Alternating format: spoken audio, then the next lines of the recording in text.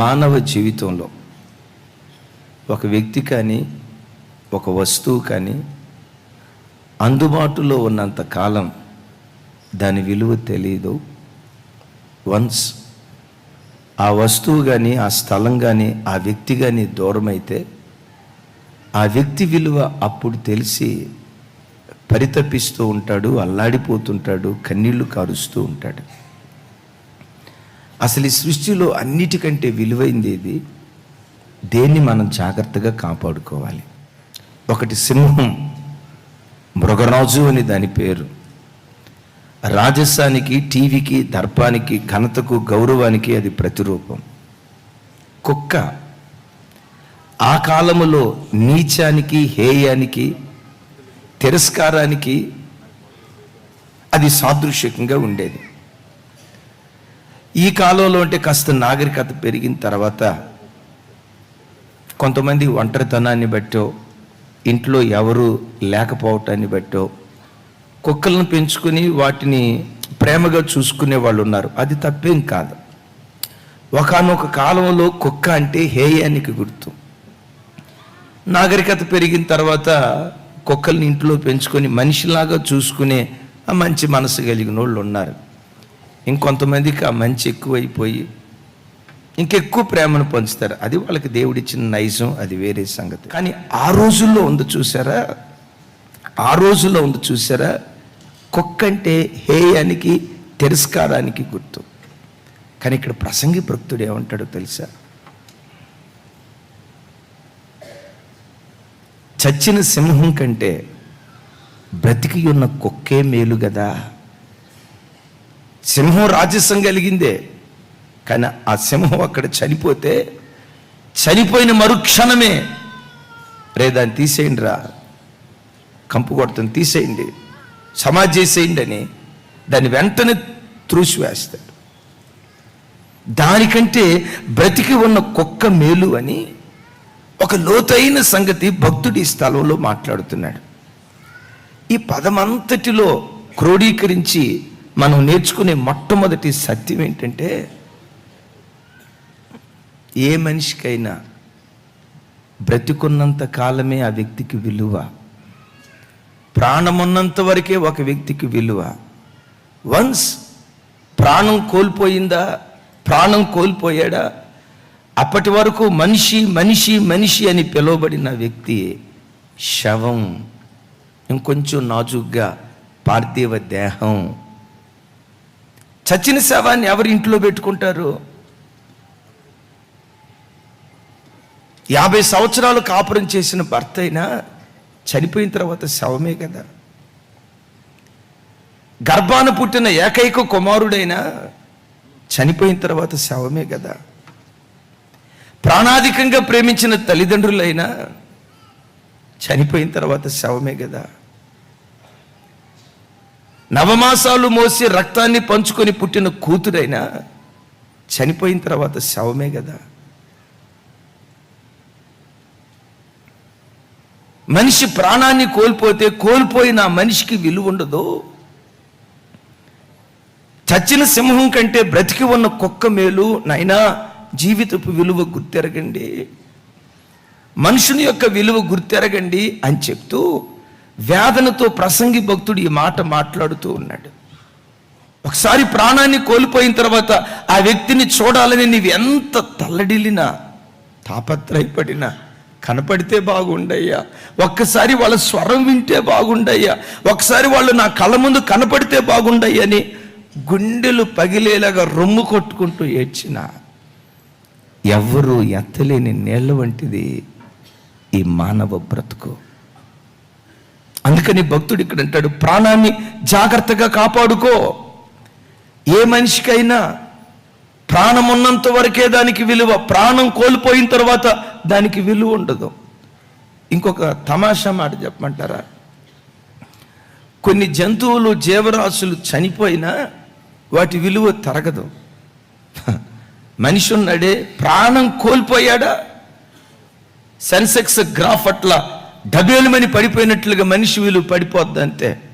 సామెత ఒకటి ఉంది, ఏనుగు చచ్చినా 10,000, బ్రతికినా గమనించండి, అది చచ్చినా బ్రతికినా దాని విలువ తగ్గదు. అసలు నేనంట ఈ సృష్టిలో ఉన్నటువంటి జీవరాశులు అన్నిటితో పోలిస్తే, సృష్టి క్రమంతో పోలిస్తే మనిషి ఆయుస్సు బహుస్వల్పం. సూర్యుడు ఎప్పుడు పుట్టాడయ్యి అంటే చరిత్రకారులు అంటారు, అది నిజమా కాదా తర్వాత కోట్ల కోట్ల కోట్ల సంవత్సరాలు అయిపోయినాయి అంటాడు. కోట్ల కోట్ల సంవత్సరాలు బ్రతికిన మనుషుడు ఎవరైనా ఉన్నారా? ఈ ఆయుష్ చాలా అల్పమైనది. ఎంతలో కనపడి అంతలో మాయమైపోయే ఆవిరి లాంటిది ఒకవైపు ఈ బ్రతుకైతే, ఇంకొక మనిషి బుద్ధిహీనంగా దేవుడిచ్చిన ఆయుష్ కాలాన్ని పూర్తి చేసుకోకుండా తన బుద్ధిహీనపు ప్రవర్తనను బట్టి కొందరు అర్ధాయుషుతో ప్రాణాన్ని పోగొట్టుకుంటున్నారు. సృష్టిలో ఉన్న ప్రతి మనిషిని జీవితంలో మనం ఎంతకాలం భూమి మీద బ్రతకాలి, ఎన్నేండ్లు బ్రతకాలి, ఎన్ని సంవత్సరాలు ఈ భూమి మీద సజీవులుగా మనం బ్రతికి దేవుని కార్యాలు చేయాలి అనేది ఒక కాలాన్ని ప్రతి మనుషుని జీవితంలో దేవుడు నిర్ణయించాడు. ఒక మనిషి 70 సంవత్సరాలు బ్రతకాలని దేవుడు నిర్ణయిస్తే, మరొక మనిషి 100 సంవత్సరాలు బ్రతకాలని దేవుడు నిర్ణయిస్తే, కొందరు దుర్మార్గపు పనులు చేసేట, ఇంకొంతమంది బుద్ధిహీనంగా ప్రవర్తించేట దేవుడు నిర్ణయించిన కాలానికి ముందుగానే వాళ్ళు చనిపోతున్నారు. చనిపోయిన వాళ్ళందరూ అందుకే చనిపోయారని నేను అంటలేదు. కొందరు దైవ చిత్తానుసారంగా చనిపోయిన వాళ్ళు ఉన్నారు, మరికొందరు ఉన్నారు చూసారే అసలు ఈ జీవితమే అల్పమైనది. అరే ఎంతలో కనపడి అంతలో మాయమైపోయి ఆవిరి లాంటిది. మనం నాటిన చెట్టు 400 సంవత్సరాలు బ్రతుకుతుంది, నాటిన మనిషి మాత్రం 40 సంవత్సరాల్లోనే చనిపోతున్నాడు. ఒక మనిషి కట్టిన ఇల్లు 100 సంవత్సరాలు ఉంటే ఆ ఇంటిని కట్టినటువంటి మనిషి, ఆ ఇంటిలో కట్టినటువంటి మనిషి, ఆ ఇంట్లో బ్రతికే మనిషి 20-30 సంవత్సరాలు 2-3 సంవత్సరాలకే చనిపోతున్నాడు. ఇక్కడ భక్తుడు అంటాడు, అధికముగా దుర్మార్గ పనులు చేయకో, బుద్ధిహీనంగా తిరగవద్దు, నీ కాలమునకు ముందు నీ వేళ చనిపోదు. కొందరు తమ కాలానికి ముందుగానే చనిపోతున్నారు. కారణం ఏంటో తెలుసా? బుద్ధిహీనంగా ప్రవర్తించి. యవన బిడ్డలు ఉన్నారు. కొన్నిసార్లు రోడ్డు మీద వెళ్తూ ఉంటే భయం అనిపిస్తుంది. వాళ్ళ డ్రైవింగ్ చూస్తూ ఉంటే, దేవా ఈ క్షణంలో ఈ బిడ్డకు ఏదైనా జరగరాంది జరిగితే, ఈ వార్త తల్లికి తెలిస్తే ఎంత తల్లడిల్లిపోద్దో కదా, ఈ వార్త తండ్రికి తెలిస్తే ఎంత తల్లడిల్లిపోతాడో కదా. నవమాసాలు మోసి కలలు కంటూ 20 సంవత్సరాలు కొడుకును పెంచితే, 20 సంవత్సరాలు కొడుకును పెంచి పెద్ద చేస్తే, నడి రోడ్డు మీద మాంసం ముక్కలు అయిపోయి ఆనవాళ్ళు కూడా దొరకకుండా ఒక అనాథ శవంలాగా బిడ్డట్ల మిగిలితే, కన్న తల్లి కన్న తండ్రి ఆ శవాన్ని చూసి ఎంత తల్లడిల్లిపోతారో కదా. ఈ బిడ్డలకి ఇంత కూడా జ్ఞానం లేదా?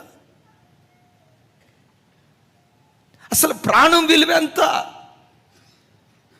ఆ ప్రాణం యొక్క విలువ ఒక మనిషికి నిజంగా తెలిస్తే, బండి మీద కూర్చున్నాడంటే జాగ్రత్త.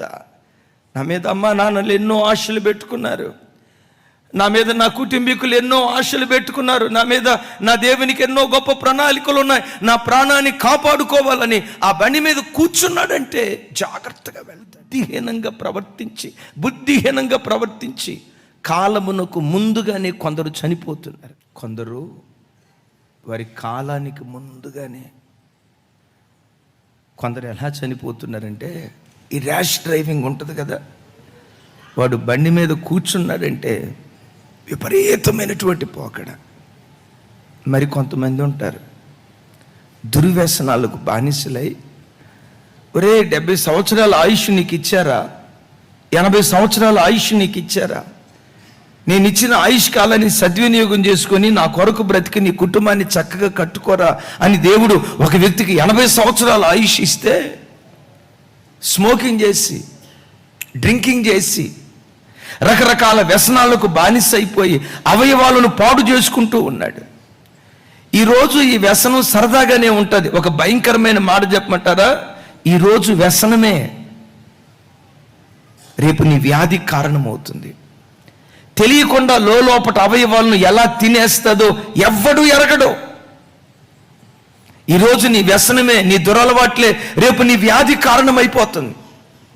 ఎందుకు లివర్ పాడైపోతుంది? తాగి తాగి. ఎందుకు ఊపిరితిత్తులు పాడైపోతున్నాయి? త్రాగి త్రాగి.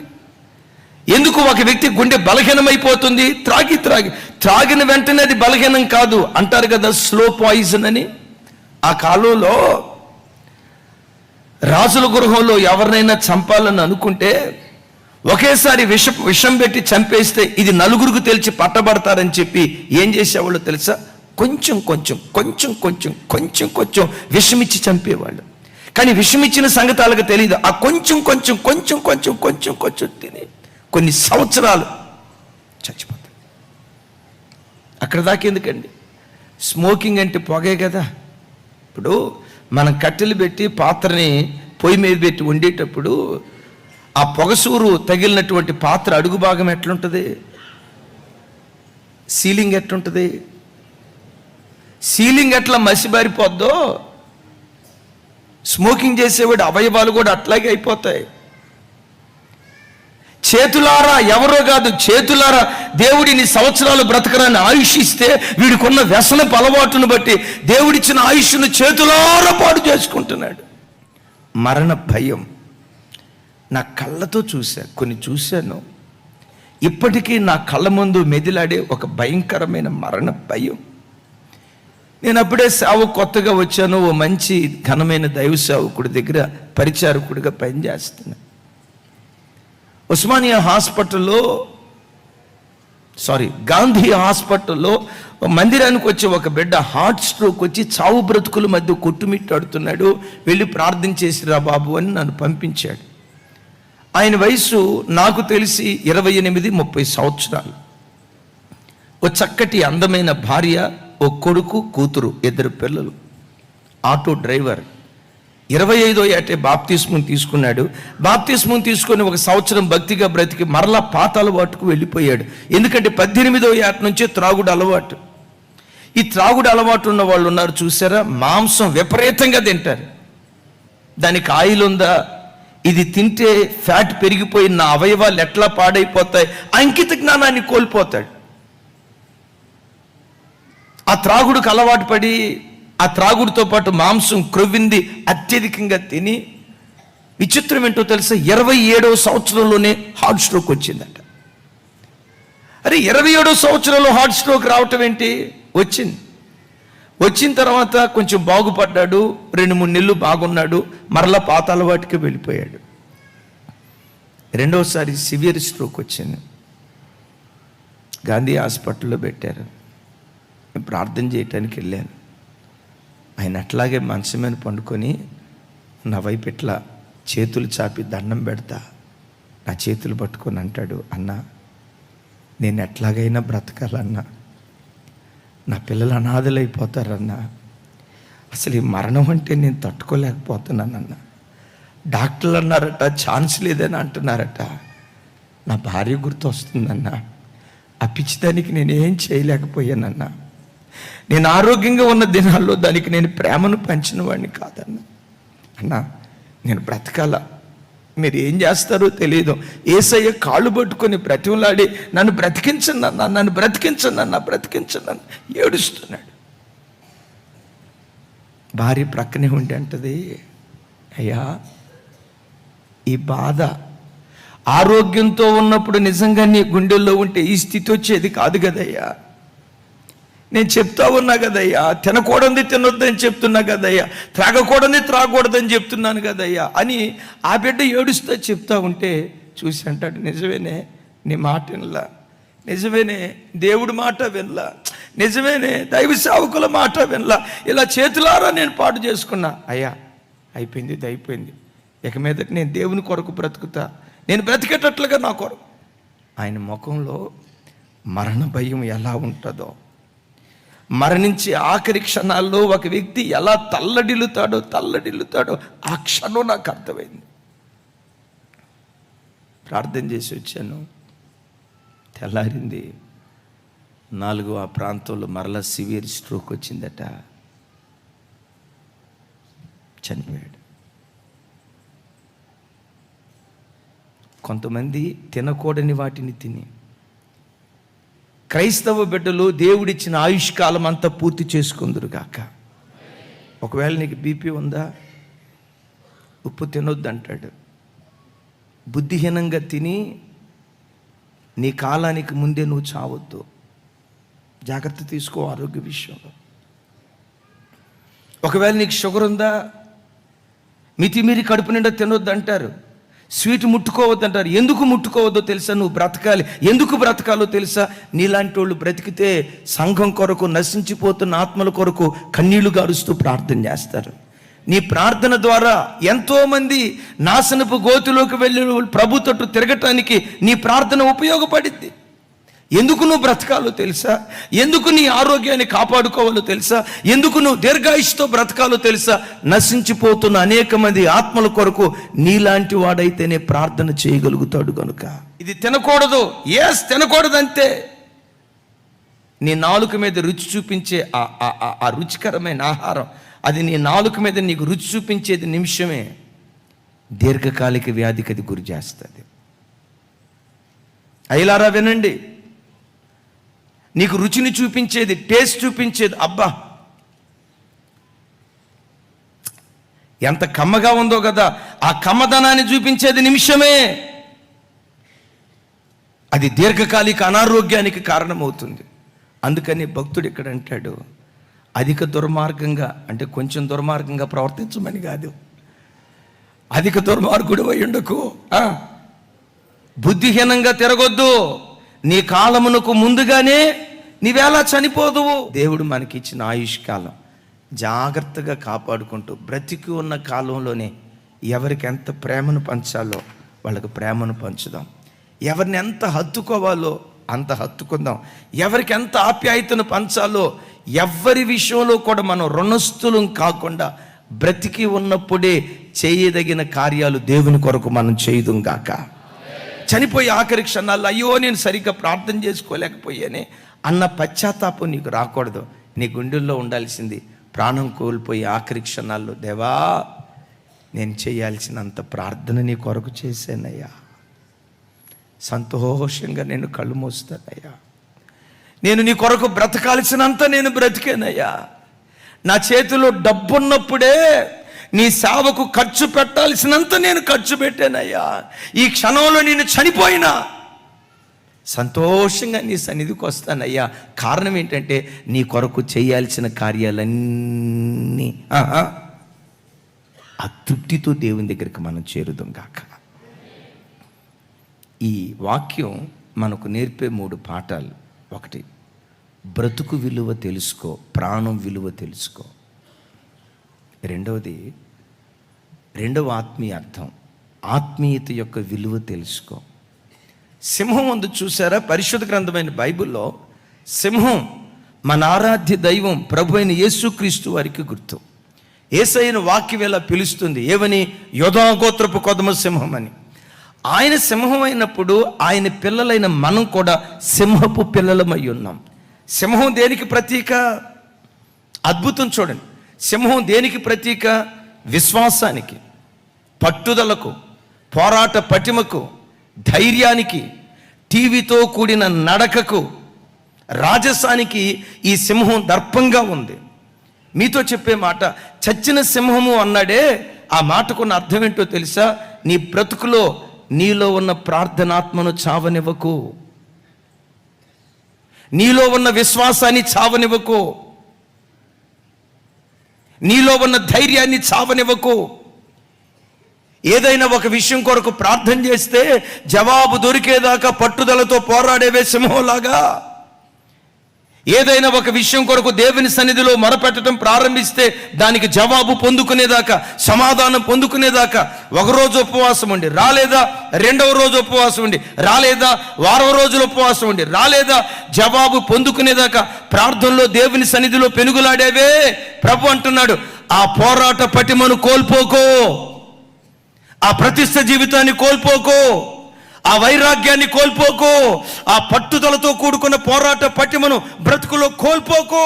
దైవజనమా, ఒకప్పుడు పరిశుద్ధంగా బ్రతికి టీవీతో నడిచి డాగు మచ్చ ముడతలేని నిష్కలంకమైన జీవితం జీవించి కొన్నిసార్లు లోకపు ప్రలోభాలకు గురై ఒకవేళ ఆత్మీయత నువ్వు కోల్పోతావేమో. ఒకప్పుడు టీవీగా నడిచావు, ఎలా? ప్రభా, నా ఊహల్లో కూడా నేను పాపం చేయకూడదయ్యా. ఎప్పుడైనా మనసులో తెలియకుండా అకస్మాత్తుగా ఒక తప్పుడు ఆలోచన వస్తే వెంటనే నీ గుండెలో నా అంతటి వాడు, నా అంతటిది. ఈ తప్పుడు ఆలోచన చేయటమా? ఎవరితోనో ఒక తప్పు ఈ పనికి మాలిన ఆలోచన నాలాంటి వాడికి రావటమా? అని నువ్వు అసహించుకొని టీవీగా నడిచేవాడివి. దైవజనమా, ఆ టీవీతో కూడుకున్న పరిశుద్ధమైన నడక నీలో చావనివ్వకు. నేను ఇక్కడ ఒక మాట అంట. అసలు సొలొమోను ఎందుకు ఈ మాట అన్నాడు? ఎవరిని మనసులో పెట్టుకొని అన్నాడు? ఎవరిని మనసులో పెట్టుకొని అన్నాడు అంటే, మొట్టమొదట నాకు తెలిసి తనను తానే మనసులో పెట్టుకొని అన్నాడు ఈ మాట. ఒకటి సొలొమోను, రెండవది సౌలు, మూడవది ఆ సౌలు కంటే ముందు సంసోను. త్రిబుల్-ఎస్. ముగ్గురు పేర్లు ఎస్తోనే ప్రారంభమయ్యాయి. ఈ మాటిని మీలో ఎవరైనా మీ పేర్లు ఎస్తో ప్రారంభమైతే, అమ్మో ఎస్ అనే పదంలో చాలా ఉందా అని ఎవరు భయపడద్దు. సమూయేలు పేరు దేంతో ప్రారంభమైంది? దేంతో ప్రారంభమైనది అనేది ముఖ్యం కాదు, దేవుని సన్నిధిలో ఎలా బ్రతికేమనేది ముఖ్యం. ఒక సివిల్ సర్వెంట్ ఉన్నాడు, ఐఏఎస్ ఆఫీసర్. ఆయన పేరేంటో తెలుసా? మాల కొండయ్య. పేరేదైతే ఏమైంది, ఒక జిల్లాని శాసించే గొప్ప అధికారి. ఆ తర్వాత రాష్ట్రానికి ఒక గొప్ప అధికారిగా మారిపోయాడు. అయ్యలారా ఒకసారి చూడండి, ఎవరు సొలొమోను? సింహం లాంటివాడు. ఎందుకు సింహం లాంటివాడో తెలుసా? సొలొమోను యొక్క తండ్రి ఉన్నాడు. ఎవరు? దావీదును గురించి వాక్యం అంటుంది, అతడు సింహపు గుండె వంటి గుండె కలిగిన వాడు అని. ఎస్, తండ్రి సింహం అయితే కొడుకు సింహమే కదా. ఎస్, సొలొమోను సింహం లాంటి బ్రతుకు బ్రతికినవాడు. ఎలాంటి సింహం లాంటి బ్రతుకో తెలుసా? ఒకానొక సందర్భంలో దేవుని సన్నిధిలో తాను మోకరిస్తే, ప్రార్థన చేస్తే, సాక్షాత్తు అతి ప్రార్థన విని దేవుడే అతనికి ప్రత్యక్షమయ్యాడు. సొలొమోను జీవితాన్ని గురించి చూసి ఆలోచించిన వాళ్ళంతా, అబ్బా ఏం బాల్య దినాలరా. దావీదు బాల్య దినాలంతా అరణ్యపాలు, సొలొమోను బాల్య దినాలంతా సిల్వర్ స్పూన్ ఫీడింగ్ అంటారు చూసారా? వెండి స్పూన్తో తిని పుట్టి పెరిగినటువంటి వాడు. దావీదు బాల్యమంత అరణ్యం, సొలొమోను బాల్యమంత పూల పాన్పులాగా సాగిపోతూ వచ్చింది. తండ్రి రాజు, తాను యువరాజు, తర్వాత తాను రాజు అయ్యాడు. తండ్రి సాధించలేని విజయం, దేవుని మందిరాన్ని కట్టాడు. ఎత్తడి బలిపీఠం దగ్గర మోకరించి ప్రార్థన చేస్తే సాక్షాత్తు దేవుడు ఆయనకు ప్రత్యక్షమయ్యాడు. అసలు సొలొమోను గురించి రాయబడిన మాట ఏంటో తెలుసా? అతని పూర్వపు రాజుల్లోనైనా, అతని తర్వాత రాజుల్లోనైనా అతని వంటి జ్ఞానం కలిగిన మనుష్యుడు లేడు. సింహం, జ్ఞానంలో అతని సింహం. అంతేనా? యేసుక్రీస్తు ప్రభువారు ఒకసారి మాట్లాడుతూ యేసుక్రీస్తు వారిని గురించి రాయబడిన మాట, దేవాలయం కంటే గొప్పవాడు ఇక్కడున్నాడు, యోనా కంటే గొప్పవాడు ఇక్కడున్నాడు అని చెప్తూ యేసయ్య ఏమంటారో తెలుసా? సొలొమోను కంటే శ్రేష్ఠుడు ఇక్కడున్నాడు అంటాడు. అంటే సొలొమోను ఇప్పుడు ఎవరి సరసన చేరాడు? యేసయ్య అంత కాదు, కానీ యేసయ్య ఆ పేరు చెప్పి సొలొమోను కంటే శ్రేష్ఠుని అని అన్నాడంటే సొలొమోను ఎంత భాగ్యవంతుడో చూడండి. ఒకప్పుడు బ్రతికిన సింహం కాముకత్వాన్ని బట్టి చచ్చిన సింహంలాగా మారిపోయింది. సింహమే, కానీ ఏమంటాడు ఇక్కడ తెలుసా? చచ్చిన సింహం కంటే ఆ చచ్చిన సింహం ఎవరయ్యా? ఆయన ఏడుస్తూ అంటాడు, ఆ సింహం ఎవరూ కదయ్యా, నా బ్రతికే. వ్యభిచార మనసు వారిని త్రోవ తప్పించగా వారు దేవునిని విసర్జించి పాపం చేస్తారు అంటాడు. వారిని తప్పించింది ఏది? వారు దేవుని విసర్జించేటట్లుగా చేసింది ఏది? వారు చెడ్డవారినిగా మార్చింది ఏది? ఏదో తెలుసా? వ్యభిచార మనస్సు అని అంటాడు. దైవజనమా, నీ మనసు ఎలా ఉందో ఒక్కసారి చూడు. ఎవరిని తమ్ముళ్ళారా, ఎవరిని తండ్రులారా నా వైపు చూడండి, అయ్యలారా నా వైపు చూడండి. నీ మనస్సు వ్యభిచార మనస్సు అయితే శరీరంతో నువ్వు తప్పు చేయకపోయి ఉండొచ్చు, శరీరంతో నువ్వు పాపం చేయకపోయి ఉండొచ్చు. నీ మనస్సులో ఈ అపవిత్రత ప్రవేశించిందంటే వాక్యం ఉంటుంది, ఈ వ్యభిచార మనస్సు ఒకని త్రోవ తప్పిస్తుందట, దేవుని విసర్జించేటట్లు చేస్తుందట. చివరికి వాడు వ్యభిచార కార్యక్రమాలు చేసే భ్రష్టుడిగా వ్యక్తిని మారుస్తుందట. సొలొమోనా, నీవెందుకు భ్రష్టుడు అయ్యావు? నా మనస్సు మంచిది కాదయ్యా. నీ మనస్సు దేవుని ఎదుట పవిత్రమైనదేనా? నీ మనస్సులో బయలుదేరే ఊహలు దేవుని ఎదుట పవిత్రమైనవేనా? ఒకవేళ నువ్వు అనుకోవచ్చు, నా శరీరంతో నేను తప్పు చేయలేదు కదయ్యా, నా దేహంతో నేను పాపం చేయలేదు కదయ్యా, నేను నీతిమంతుణ్ణే అని ఒకవేళ అనుకుంటే గమనించు, ఈరోజు శరీరంతో నువ్వు తప్పు చేయకపోయి ఉండొచ్చు. నీ మనసు చెడ్డ మనసు అయితే ఆ చెడ్డ మనసు నేను త్రోవ తప్పిస్తుంది. జాగ్రత్త. సింహం లాంటి సొలొమోను చచ్చిన కుక్క కంటే ఘోరమైన స్థితికి దిగజారిపోయాడు. అతను ఆ స్థితికి దిగజార్చింది ఏదో తెలుసా? వ్యభిచార మనస్సు అని దేవుని యొక్క వాక్యం అంటుంది. మీరు అనొచ్చు, నేను ఎప్పుడు ఆ కార్యక్రమానికి, ఆ తప్పుడు కార్యక్రమాలకు పాలు పంపులు పొందలేదు అని అంటారా? ఆత్మ సంబంధమైన ఈ పనికిమాలిన కార్యక్రమం ఏదో తెలుసా? లోకాన్ని స్నేహించే ప్రతి వాడు వ్యభిచారి అని దేవుని వాక్యం అంటుంది. వాడు దేన్ని స్నేహిస్తున్నాడు? లోకాన్ని స్నేహిస్తున్నాడు. ఏముందో లోకంలో? నేత్రాశ, శరీరాశ, జీవపడము. ఏంటి నేత్రాశ? గమనించండి, చాలామంది యవ్వన బిడ్డలు ఏముంది, పెద్ద వయసులో ఉన్న బిడ్డలు కూడా 24 గంటలు లోక స్నేహం అనే సెల్ ఫోన్తో కాలాన్ని గడిపే వాళ్ళు ఉన్నారు. మందిరానికి వచ్చిన వాడు ఫోన్ ఆడుకుంటానే ఉంటాడు, ఇంట్లో ఎవరితోనన్నా మాట్లాడుకుంటానన్నా ఫోన్ ఆడుకుంటానే ఉంటాడు.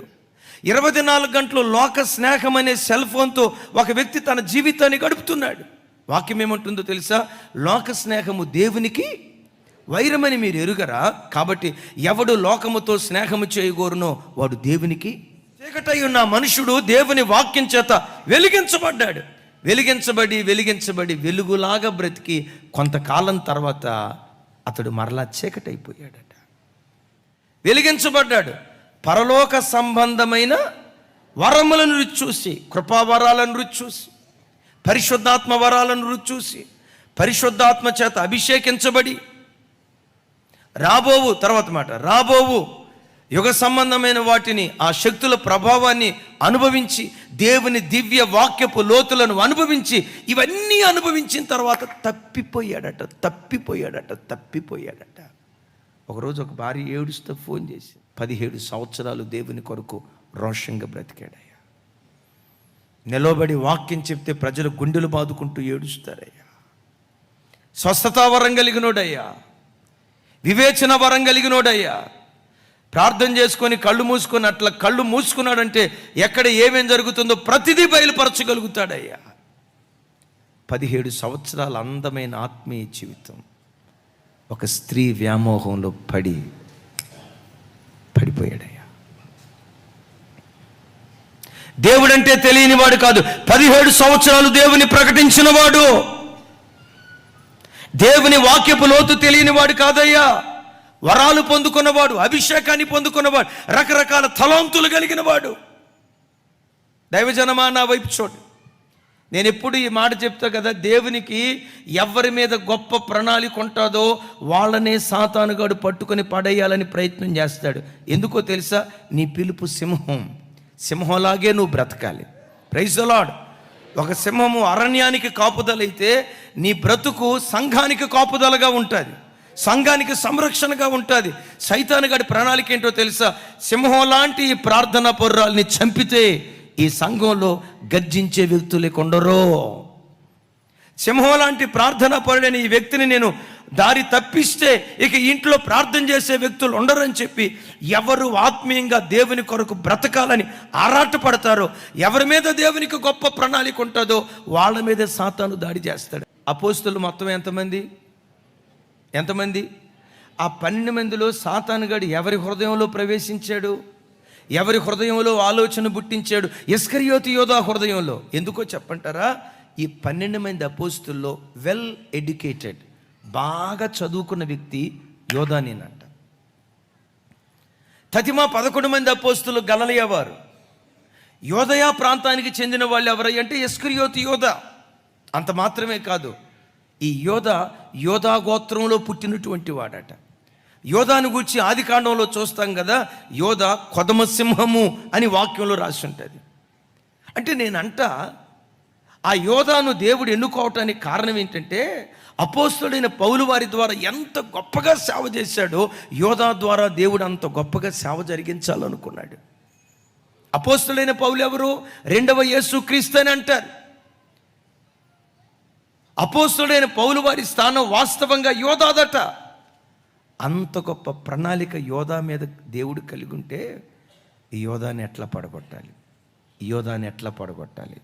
యోధా హృదయములో ప్రవేశించి ఒక తప్పుడు ఆలోచన సాతాను గడి పుట్టిస్తున్నాడు. తమ్ముడు, చెల్లి, నీ మీద దేవునికి గొప్ప ప్రణాళికలు ఉన్నాయి కాబట్టే నీ హృదయాన్ని కూడా సాతాను వశం చేసుకొని తప్పుడు ఆలోచనలు నీ హృదయంలో కూడా పుట్టిస్తాడు. జాగ్రత్త.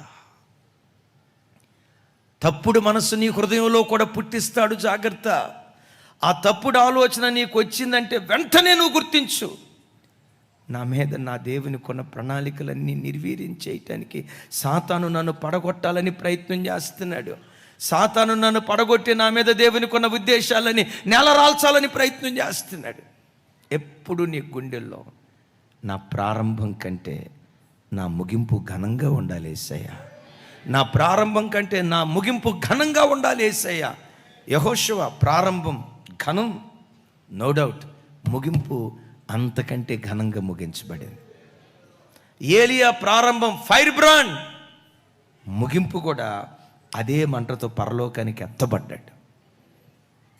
ఎలీషా ఫైర్ బ్రాండ్, ప్రారంభంలో ఏ మంటతో తాను బ్రతికాడో చనిపోయే ఆఖరి క్షణం వరకు అదే మంటతో పరలోకానికి కొనసాగిపోయాడు. ఒకప్పుడు సింహంలాగా బ్రతికిన నీవు ఒకవేళ ఈరోజు చచ్చిన స్థితిలోకి వెళ్తే నా ప్రభు అంటున్నాడు, నీలో చచ్చిన ఆ ప్రార్థన జీవితాన్ని మరలా బ్రతికించుకో, నీలో చచ్చిన పరిశుద్ధ జీవితాన్ని మరలా బ్రతికించుకో. నీలో ఒకప్పుడున్న ఆ ప్రతిష్ఠ జీవితం ఒకవేళ ఈరోజు చచ్చిన స్థితిలో ఉంటే చచ్చిన నీ ప్రతిష్టను, చచ్చిన నీ వైరాగ్యాన్ని, చచ్చిన నీ సమర్పణను, చచ్చిన నీ త్యాగాన్ని యేసు నామం పేరిట మరలా బ్రతికించుకుందువుగాక. నీవెప్పటికీ సింహంలాగే ఉందువుగాక. ఆత్మలో చచ్చిన వాడికి పరలోకం ఉంటుందా, బ్రతికిన వాడికి పరలోకం ఉంటుందా? ఈయన మహా గొప్ప కోటీశ్వరుడు, కానీ ఆత్మీయత లేదు. ఆత్మలో చచ్చినవాడు, పాపము చేత అపరాధముల చేత చచ్చినవాడు. హైటెక్ సిటీ దగ్గర ఎకరం పొలం ఉంది, 3 బెడ్రూమ్ ఫ్లాట్లు 3 ఉన్నాయి, పలానా చోట 10 ఎకరాలు ఉన్నాయి, అమరావతి దగ్గర 6 ఎకరాలు కొన్నాడు, వైజాగ్ దగ్గర 7 ఎకరాలు కొన్నాడు. కోట్లకు పడగెత్తినటువంటి వాడు ఎట్ దట్ సేమ్ టైం దేవుడు లేని అన్యుడిగా బ్రతికాడు, చచ్చాడు. మరొకడు ఉన్నాడు, మానవ భాషలో చెప్పాలంటే కుక్కలాంటి కడు పేద బ్రతుకు. కుక్కలు వచ్చి నాగుతూ ఉండేవి. కుక్క ఆయన కుక్క ఇద్దరు కలిసి బ్రతికారు. ఇతడు చచ్చాడు, చనిపోయాడు. విచిత్రం ఏంటో తెలుసా? ఇతడు చనిపోతే ఇతని ఆత్మను పరలోకానికి తీసుకెళ్ళటానికి పరలోకం నుండి దేవదూతలు దిగొచ్చాయట. ఆ దేవదూతలు అతని ఆత్మను పరలోకానికి తీసుకుని వెళ్తే ఈ ధనవంతుని తీసుకెళ్ళటానికి ఎవరు వచ్చారు? దయ్యము దాని శాన్ వచ్చింది, వాడి ఆత్మను నరకానికి తీసుకుని వెళ్ళింది. దైవజనమ, దీన్ని గురించి యేసయ్య ఏమంటాడో తెలుసా? ఒకడు లోకమంతా సంపాదించి అక్కడ 2 ఎకరాల పొలం, ఎక్కడ 2 ఎకరాల పొలం, అక్కడ 5 ఎకరాల పొలం, ఎక్కడ 5 ఎకరాల పొలం, అక్కడ 3 అంతస్తుల భవంతి, ఇక్కడ 4 అంతస్తుల భవంతి, అక్కడ డబుల్ బెడ్రూమ్ ఫ్లాట్, ఇక్కడ 3 బెడ్రూమ్ ఫ్లాట్, ఇవన్నీ సంపాదించి కోట్లకు పడగెత్తాడు. కానీ తన ఆత్మ విషయంలో జాగ్రత్త తీసుకోవాలి, తన ఇష్టానుసారంగా బ్రతికాడు. యేసయ్య అంటాడు, ఒకడు లోకమంతా సంపాదించి తన ఆత్మను పోగొట్టుకుంటే వాడికి ఏం ప్రయోజనం? లోకమంతా సంపాదించకపోయినా పర్వాలేదు, ప్రజల చేత చా అని అనిపించుకుని బ్రతికినా పర్వాలేదు, కానీ ఆ వ్యక్తి తన ఆత్మీయతను కాపాడుకుంటూ తాను బ్రతికితే చచ్చిన సింహం కంటే బ్రతికి ఉన్న కుక్కే మేలు. అలా తృణీకరించబడిన వ్యక్తే లాజరుకు ఒక పేరు కూడా పెడతారు. ఏమంటారు చెప్పండి? ఆ డిగ్రీ అయింది పాపం, పేద లాజరు. ఆయన పొందుకున్న డిగ్రీ ఏంటంటే పేద లాజరు. వానికి పెట్టబడిన పేరు, ఒకడు నెమ్మది పొందుతున్నాడు, మరొకడు. వీళ్ళిద్దరిలో భాగ్యవంతులు ఎవరు? డబ్బున్నవాడు భాగ్యవంతుడా, పేదవాడు భాగ్యవంతుడా? డబ్బున్నవాడు పేదగా ఉన్నవాడు కాదు, కానీ దేవుడు లేని ప్రతివాడు దరిద్రుడిని దేవుని వాక్యం అంటుంది. అతడు ధనిక స్థితిలో ఉన్నా పేద స్థితిలో ఉన్నా దేవుడు లేని వ్యక్తుల బ్రతుకులు, ఈ ధనవంతుడు తనకిష్టం వచ్చినట్లుగా బ్రతికాడు. ఎవరికిష్టం వచ్చినట్లుగా? దేవుని ఇష్టం ఏంటి, నేను ఇలా బ్రతకొచ్చా బ్రతకూడదా ఒక్కరోజు కూడా ఆలోచించాల. తినాలనుకుంటే తిన్నాడు, త్రాగాలనుకుంటే త్రాగాడు, అక్రమంగా చేయాలనుకుంటే చేశాడు, లంచాలు తీసుకోవాలంటే లంచాలు తీసుకున్నాడు. తనకిష్టం వచ్చినట్లుగా బ్రతికి సుఖాన్ని అనుభవించాడు. ఈ భూమి మీద సుఖాన్ని అనుభవించిన ధనవంతుడు చచ్చిన తర్వాత ఏమనుభవిస్తున్నాడు? యాతన అనుభవిస్తున్నాడు. దీన్నే గుర్తుంచుకొని సొలొమోను అంటాడు, చచ్చిన సింహం కంటే పేదరికపు స్థితిలో బ్రతికిన కుక్కలాంటి చీచా అని పిలువబడిన బ్రతుకులో బ్రతికిన వాడు ఆత్మలో బ్రతికిన వాడైతే వాడు చనిపోయిన తర్వాత వాని ఆత్మ పరలోకానికి చేర్చబడుతుంది. అక్కడ వాడు తన ప్రయాసాలు మాని తన ప్రయాసాలు మాని నెమ్మది పొందుతున్నాడు అని వాక్యంలో రాయబడింది. ఎన్ని విన్నా మనిషి హృదయంలో ఒక వెర్రితనం ఉంటుందంట. కొంతమందిని చూసి మనం అంటాం, వాడు వెర్రోడండి, వాడు నంబర్ 1 వెర్రోడండి. కానీ బైబిల్ ఏమంటుందో తెలుసా? నిన్ను మించిన వెర్రోడు భూమి మీద లేడంట. నరులు, చెప్పండి, నరులు బ్రతుకు కాలమంతా వారి హృదయమందు వెర్రితనముండును. నరులంటే ఎవరు? మనమే. మన హృదయంలో ఏముంటుందట? ఎంతకాలం? విచిత్రం చూడండి. సంవత్సరం కాదు, 2 సంవత్సరాలు కాదు, బ్రతుకు కాలమంతా నరుడు హృదయంలో వెర్రితనం ఉంటుందట. నేను మిమ్మల్ని అడుగుతా, అసలు వెర్రితనం అంటే ఏంటి? క్రొత్త నిబంధనలో యేసయ్య ఒకడిని పట్టుకుని వెర్రివాడా అన్నాడు. ఎవడాడు చెప్పండి? నా ప్రాణమా తినుము తాగుము సుఖించుము, అనేక ఏండ్ల తరబడి సరిపడ ఆహార ధాన్యం నేను నీకు సమకూర్చా, నా కొట్లలో గిడ్డంగుల్లో సమస్తాన్ని సమకూర్చా, నా ప్రాణమా తినుము తాగుము సుఖించుము అంటే అంటాడు, వెర్రివాడా ఈ రాత్రి నీ ప్రాణమును దేవుడు అడుగుచున్నాడు అని అంటాడు. వెర్రివాడు ఎవరో తెలుసా? ఈ భూమి మీద నేను శాశ్వతం, వాళ్ళు చచ్చిపోతారు కానీ వీళ్ళు చచ్చిపోతారు కానీ వాళ్ళు పోతారు కానీ వీళ్ళు పోతారు కానీ నేను మాత్రం లైఫ్ లాంగ్ భూమి మీదే ఉంటాను అన్నట్లుగా మనిషి ఉంటాడు. అదే మనిషిలో ఉండే వెర్రితనం. ఒక్క మాట చెప్తా, ఇంతలో కనపడి అంతలో మాయమైపోయే ఇలాంటి బ్రతుకుతున్న మన బ్రతుకులో, చేద మీద నుండి జారిపోయే నీటి బిందువు లాంటి బ్రతుకు కలిగిన మన బ్రతుకులో, ఉదయాన వికసించి సాయంత్రం కల్లా వాడిపోయే అడవి గడ్డి పువ్వు లాంటి ఈ బ్రతుకుతున్న మనం లోకాన్ని ప్రేమించకుండా, లోకాన్ని స్నేహించకుండా, మరణం తర్వాత మహిమాలోకాన్ని ప్రేమిస్తూ ఆ ప్రభువును కళ్ళ ముందు పెట్టుకుని ప్రభు కొరకే ఒక సింహంలాగా బ్రతుకుదుముగాక. చచ్చిన సింహంలాగా కాదు, చచ్చిన సింహంలాగా కాదు, జీవం కలిగిన సింహంలాగా దేవుని కొరకు మనం బ్రతుకుదుముగాక.